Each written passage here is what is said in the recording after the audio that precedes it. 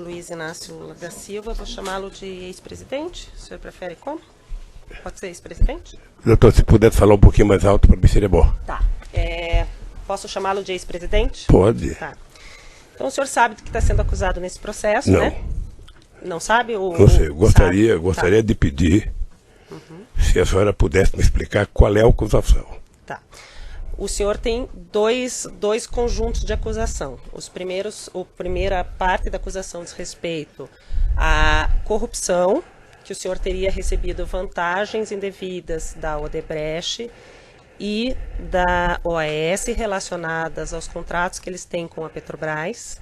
E um segundo conjunto de atos que seriam atos de lavagem de dinheiro relacionados à reforma do sítio em benefício ao senhor e à sua família, que foram feitos num primeiro momento pelo Bunline, num segundo momento pela Odebrecht e num terceiro momento pela OAS. Um resumo muito sintético seria isso. Não. Eu imagino que a acusação que pesava sobre mim é que eu era dono de um sítio em Atibaia. Não é Eu isso. passei. Não é isso. Não é isso que acontece. É ser beneficiário de reformas que foram feitas. A acusação passa pela relação do senhor ser dono do sítio, mas a acusação imputada é do senhor ser beneficiário das reformas que foram feitas por essas três pessoas que eu lhe falei. Bunline, Odebrecht e OAS. Mas, doutor, eu só queria perguntar para o meu esclarecimento, porque eu estou disposto a responder toda e qualquer pergunta. Eu sou dono do sítio ou não? Isso o senhor que tem que responder, não eu, doutor, e eu não estou Não, sendo quem tem que interrogada nesse responder é momento. quem me acusou. Doutor, e assim, senhor ex-presidente, esse é um interrogatório, e se o senhor começar nesse tom comigo, a gente vai ter problema. Então, vamos começar de novo. Eu sou a juíza do caso, eu vou fazer as perguntas que eu preciso para que o caso seja esclarecido, para que eu possa sentenciá-lo, ou algum colega possa sentenciá-lo. Então, num primeiro momento, eu quero dizer que o senhor tem todo o direito de ficar em silêncio, mas nesse momento eu conduzo o ato. Mas, doutor, Pela ordem, meritíssima juíza. Nos termos do que dispõe a Constituição e as leis de processo penal, a excelência bem sabe, o interrogatório é o ato em que o acusado exerce a autodefesa. Sim, mas Tem ele que não ter a tem mais me perguntar absoluta nem me acusar. liberdade para expor os fatos e indagar a respeito do que está sendo acusado. Pela ordem, doutor, que ele Não, demonstrou até agora eu estou me sim, dirigindo à verdadeira meritíssima deficiência juíza, da não defesa estou técnica falando e com não Vossa informado Excelência, do que estava não abra acontecendo. este diálogo lateral, estou falando com a Eu tenho meritíssima direito de fazer juíza. uma parte, doutor, você não vai me cortar Não, também, vou, não. eu estou me dirigindo ao juízo. Eu vou interromper. Vossa Excelência quer substituir o juízo? Não, o Tá, senhor que eu vou está atrapalhando interromper a condição o da áudio audiência, nesse doutor. momento. Se Pois. o senhor não...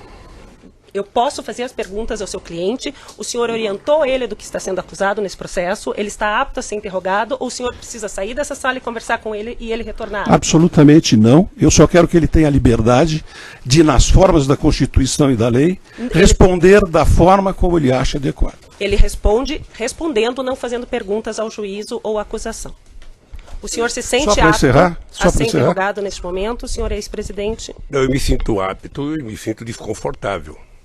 Se o senhor se sente desconfortável, o senhor pode ficar em silêncio, como eu ia dizer. O silêncio do senhor não será usado em prejuízo à sua defesa. Se o senhor quiser responder as perguntas que primeiro eu vou lhe fazer, depois o órgão do Ministério Público e depois as defesas, o senhor pode responder. E quando é que eu posso falar, doutora? O senhor pode falar, o senhor pode responder quando eu perguntar no começo. Mas pelo que eu sei, é meu tempo de falar. Não, é o tempo de responder as minhas perguntas. Eu não vou responder interrogatório nem questionamentos aqui. Tá claro? Está claro que eu não vou ser interrogada? Eu não imaginei que fosse assim, doutora. Eu também não. Como eu sou vítima de uma mentira Eu há muito também não tempo, imaginava. eu imaginei então vamos, que agora... vamos começar com as perguntas. Eu já fiz um resumo da acusação e vou fazer perguntas. O senhor fica em silêncio ou o senhor responde?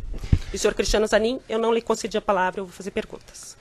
Eu já lhe fiz o resumo do que o senhor está sendo acusado e agora quero lhe perguntar em que momento, primeiro momento que o senhor teve contato com esse sítio de Atibaia. Dia 15 de janeiro de 2011. Tá. O senhor teve contato com esse sítio de Atibaia no 15 de janeiro de 2011, como?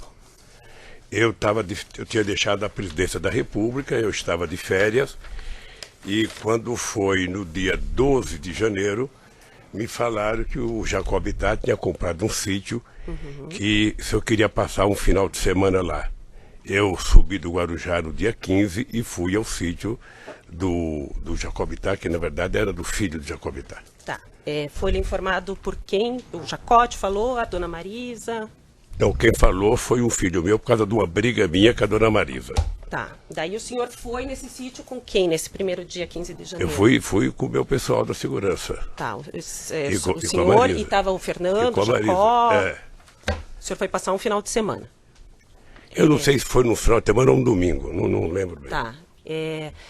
Quando o senhor chegou lá, o senhor soube que o sítio era do Jacó, já de cara, que era do Fernando? Soube tá. que era...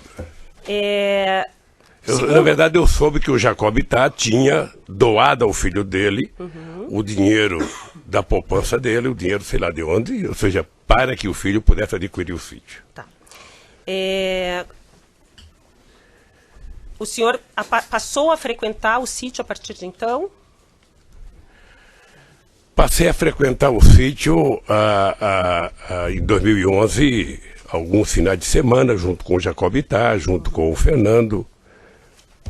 Tá.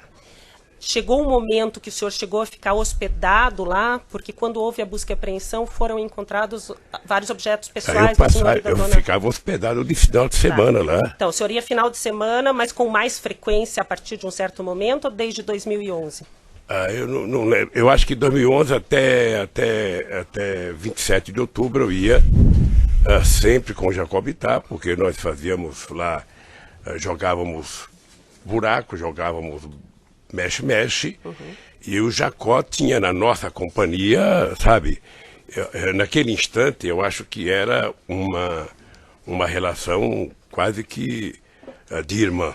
Porque eu conheci o Jacó desde 1975, nós fundamos o PT junto, fomos dirigentes sindical junto, fundamos a CUT junto, fizemos as greves juntos, fomos candidatos juntos, sabe? O Jacobitá, depois de um certo tempo, passou a ter em mim, sabe, quase que a única pessoa em que ele passava final de semana. É que a partir de um certo momento, pelo que consta dos autos e pelo que foi encontrado na busca e apreensão realizada no sítio, a família Bittar deixou de frequentar com tanta frequência, o senhor e a sua família começaram a frequentar mais. Isso chegou a acontecer? Veja, a família Bittar, o Fernando Bittar, em função de ter um filho de 12 anos que preferia ir para o shopping do que para o sítio, não ia, mas o Jacó ia constantemente para o sítio.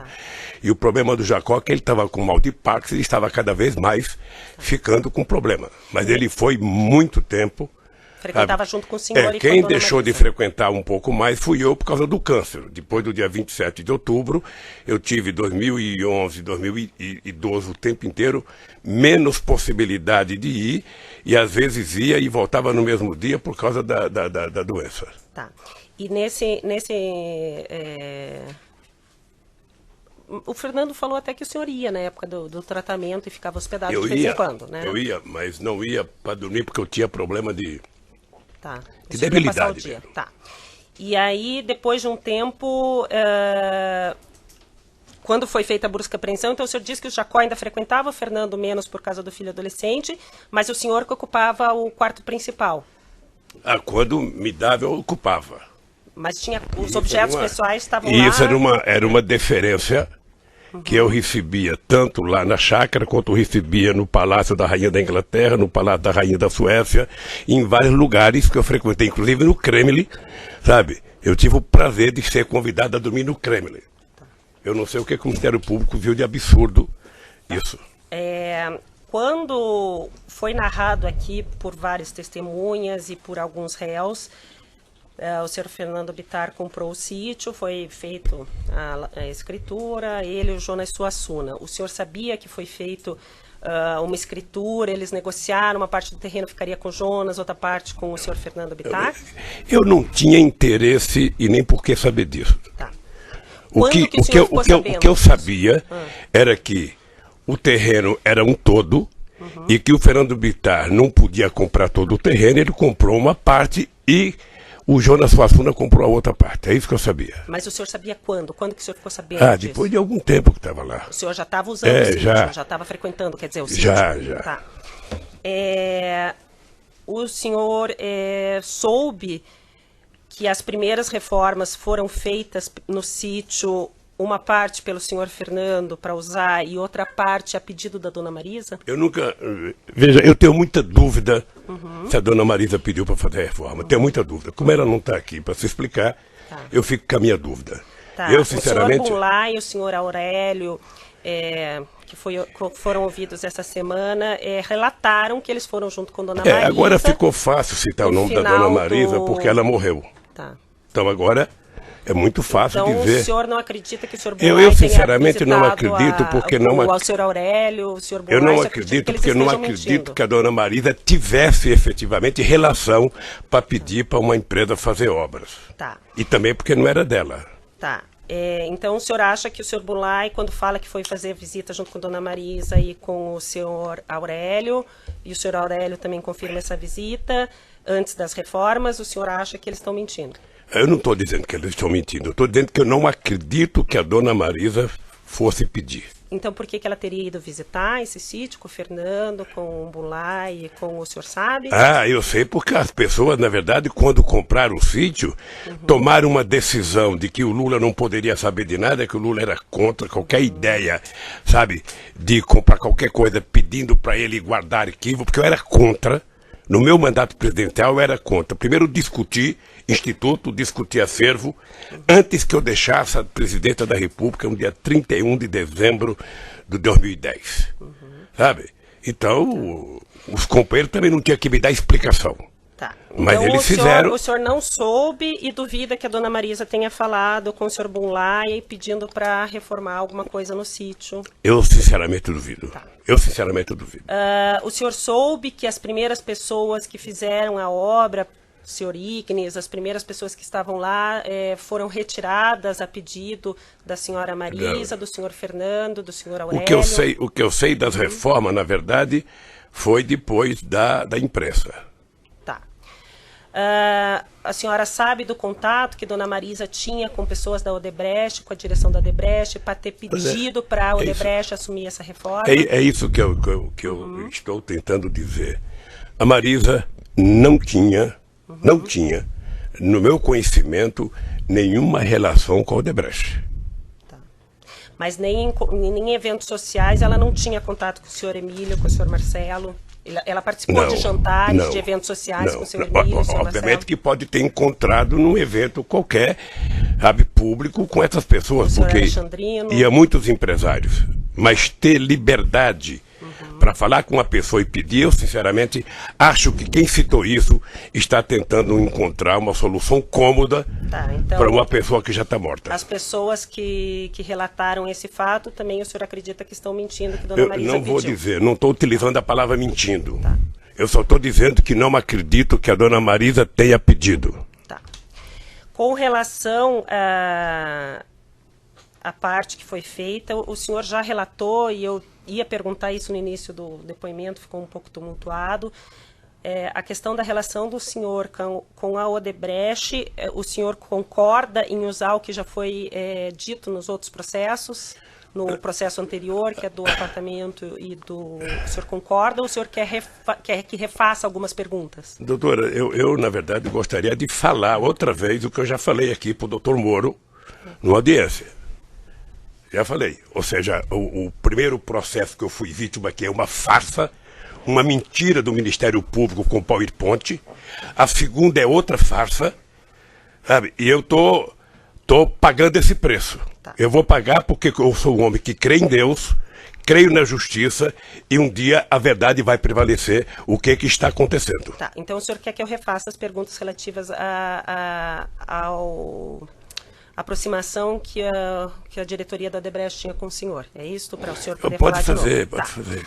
Então, consta que o senhor Emílio Odebrecht foi ouvido nessa ação penal, que ele tinha, antes mesmo do senhor assumir o primeiro governo, contatos em razão da empresa dele ser uma grande empreiteira, em especial pelo compromisso que o senhor teria assumido com relação à política da petroquímica, da Braskem, que seria interesse da Odebrecht. E que várias vezes ele conversou com o senhor, várias vezes houve a sugestão pelos dirigentes de Petrobras para que fosse reestatizado essa parte, esse setor da economia, e que ele sempre foi conversar com o senhor e o senhor sempre garantiu a continuidade da empresa dele nesse sentido. O senhor confirma essas conversas com o senhor Emílio, essa questão, doutora, da Braskem? Eu talvez tenha sido, na história do Brasil, o presidente que mais conversou com empresários. Talvez o único presidente da República eleito com programas em cada eleição que eu disputava. E esse programa de governo era feito ouvindo desde os mais simples trabalhadores aos mais importantes empresários, passando pela Febraban, representando o sistema financeiro, passando pelo sucro alcooleiro, passando pela indústria de óleo e gás. Eu, quando construía um programa de governo, eu construí um programa de governo para o Brasil e não para mim. E o Emílio Odebrecht e outros empresários participaram muito de discussão, sabe, sobre o futuro do Brasil, sobre a construção. E eu tinha um pensamento sobre a indústria petroquímica. Porque a Petrobras, diferentemente do que algumas pessoas falam, não é uma empresa estatal. A Petrobras é uma empresa, sabe, pública de economia mista, com ações na Bolsa de Nova York e com acionistas minoritários. E eu não tinha nenhum interesse que fosse estatizado qualquer coisa. Eu tinha interesse que tudo fosse transformado, sabe, numa atividade de empresas públicas e que deveria participar Petrobras, empresas privadas, Banco do Brasil, empresas privadas, tudo. Eu achava que tinha que ser uma mistura da atividade econômica para a gente fazer esse país voltar a crescer. Mas como o ideal era tentar mostrar que a empresa Petrobras era pública e que o Lula mandava na Petrobras, sabe, se criou um monstrengo de dizer... Mas eu nem perguntei da Petrobras, eu perguntei especificamente das conversas que o senhor Emílio disse que teve com o senhor a respeito do medo que ele tinha que a petroquímica Braskem fosse estatizada. Eu tive com ele e com todos os empresários brasileiros, inclusive todos eles participavam do Fórum Econômico do Conselho Econômico e Social que eu criei, onde participavam os maiores empresários do Brasil, e nós discutíamos desde política tributária, a política social, a política de investimento, a política externa. Tá. Sim, é por isso que o meu governo passou a ser... conversou com o senhor Emílio algumas vezes sobre essa questão da Braskem ou não conversou? Não era da minha alçada conversar. Tá. Ou seja, qualquer assunto específico de conversa com quem quer que seja, ou a pessoa conversava com o ministro da área, ou a pessoa conversava com a empresa fins. Tá. Então o senhor não conversou e não garantiu nada ao senhor Emílio em nenhum momento? Veja, primeiro, eu poderia garantir qual era a intenção do governo. E a intenção do governo era ter o Brasil como um país, sabe, de uma indústria química poderosa. O Brasil é um país de 200 milhões de habitantes, o Brasil compra até bacia de lavar os pés, importa porque não tinha uma indústria química forte. Eu era favorável e defendia que o Brasil tivesse uma indústria petroquímica muito forte. E a Braskem... Eu só queria que o senhor respondesse sim, não. É porque não é só assim, doutora. Lamentavelmente não é só assim, sim ou não. A defesa gostaria de ter a palavra. Eu acabei de dizer que eu conversei muito com a Braskem. Mas especificamente sobre esse assunto, o senhor conversou ou não conversou? Devo ter conversado na discussão do programa do governo. E o senhor garantiu alguma posição para o senhor Emílio? É possível garantir. Tá. É possível garantir que o governo brasileiro ia ser um governo democrático, plural, e que as empresas iriam ter o direito de participar das coisas feitas no governo. Tá. Com relação aos diretores da Petrobras, já foi feita a pergunta, mas como o senhor quer de novo falar sobre o assunto, volto a perguntar. Qual a participação? O senhor escolheu os presidentes da Petrobras que foram presidentes durante os seus 2 mandatos? Essa é uma das grandes mentiras. Se o Ministério Público tivesse tido interesse, ele teria percebido que antes do Lula virar presidente da República, quem escolhia os diretores da Petrobras era exatamente o presidente da República do Brasil. E que para evitar que o Lula fizesse isso, aí já vem a maldade política, teve um decreto-lei estabelecido em 2002, sabe, tirando da presidenta da República o direito de indicar. Tá? Então, quem passou a ser o indicador era efetivamente o Conselho de Administração da Petrobras, que era plural, que tinha empresários privados, grandes, pequenos, sabe, médio, que tinha acionista minoritário. Qual era o papel do presidente da República? Eu não sei se as pessoas estão acompanhando a montagem do governo agora atual. Né? Quem é que está sendo colocado? dá essa impressão de que não tem ninguém político. Mas com raríssimas exceções, todo mundo ali é político. Então o que eu fazia? Eu fui eleito com uma base que me apoiou na campanha.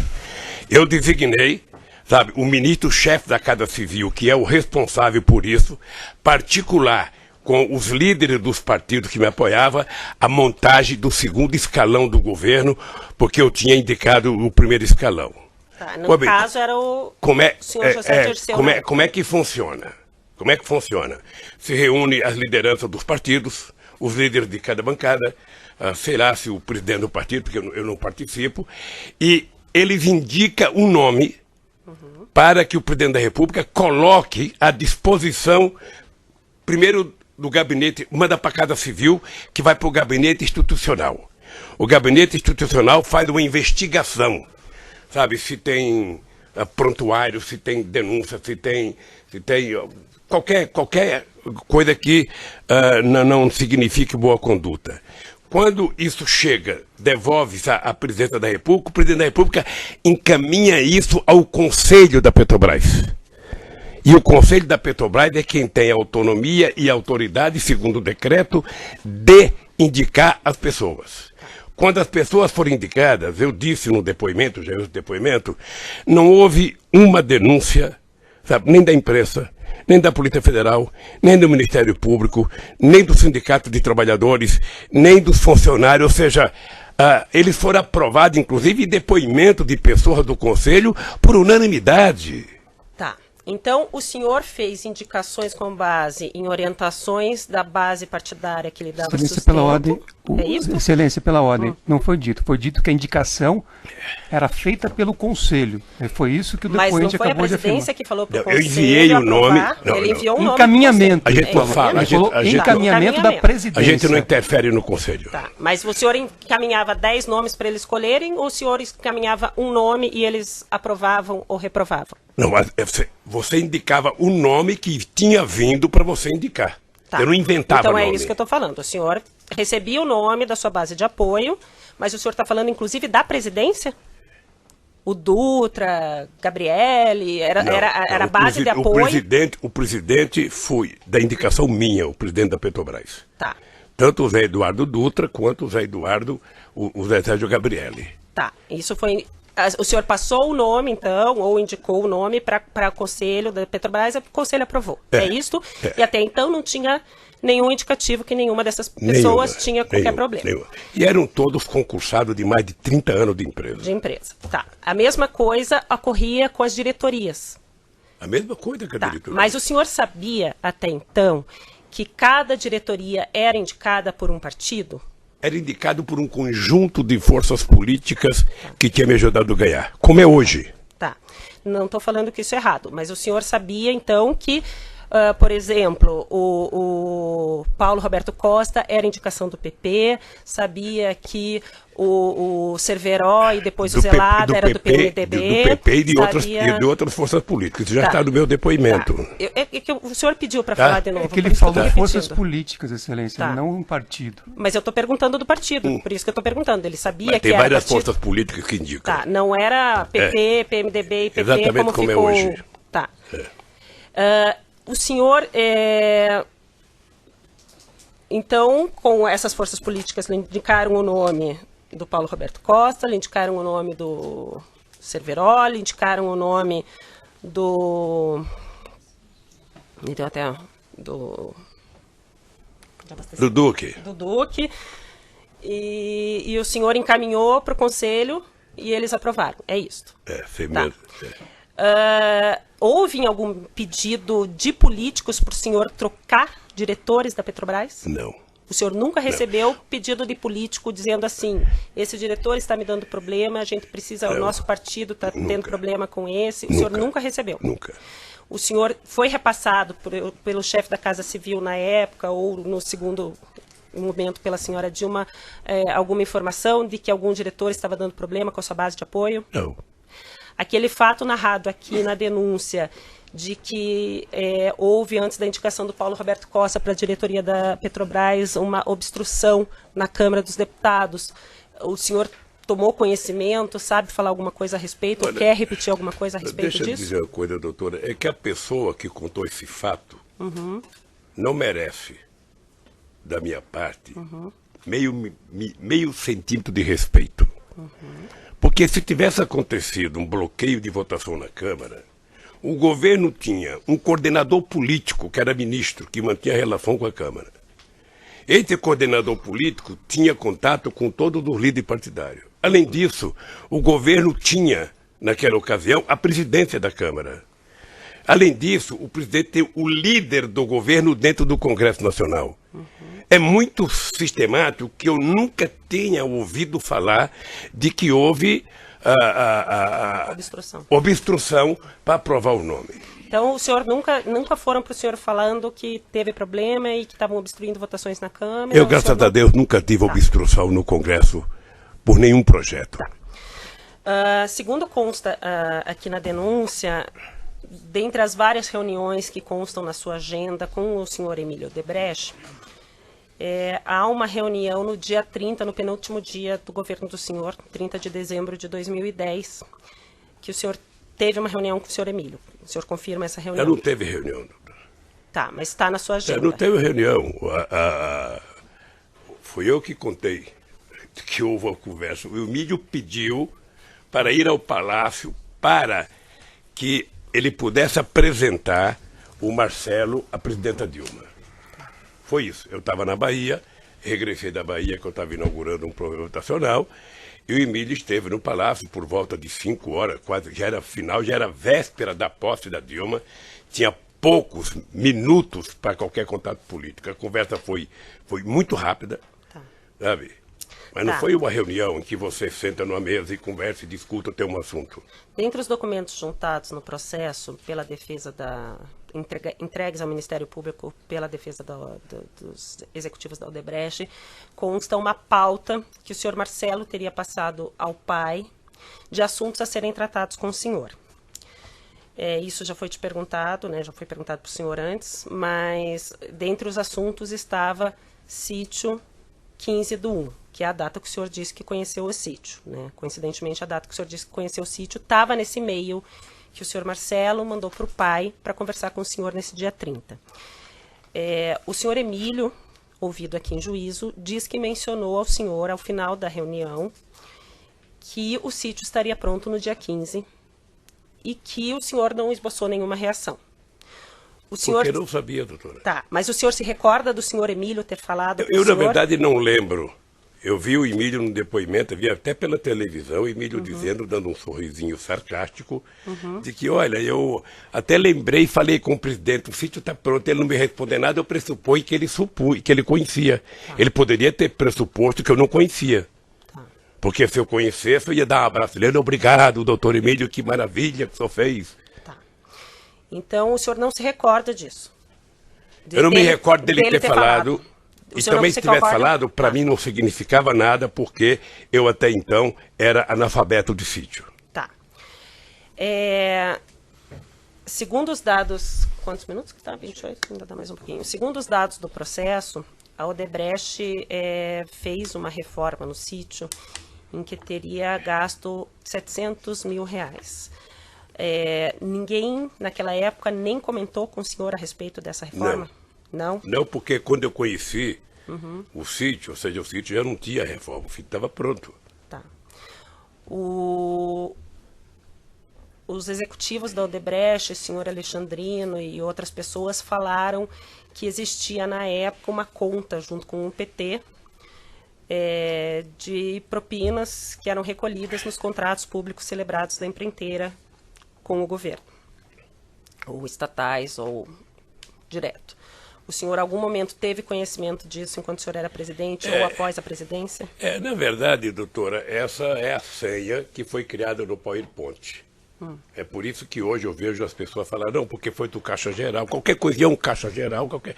Quer dizer, é que se construiu uma mentira, eu não sei se do empresário, de quem quer que seja, e passa a tentar jogar nas costas do PT, sabe, a responsabilidade por tudo o que aconteceu nesse país. A única coisa que eu tenho a tranquilidade é dizer que eu não sei quanto custou, quanto gastou, quem fez, por que fez e o que fez. Tá? Eu vou só Quem interromper. pode dizer isso é quem é o dono do sítio. Tá, eu vou interromper o áudio.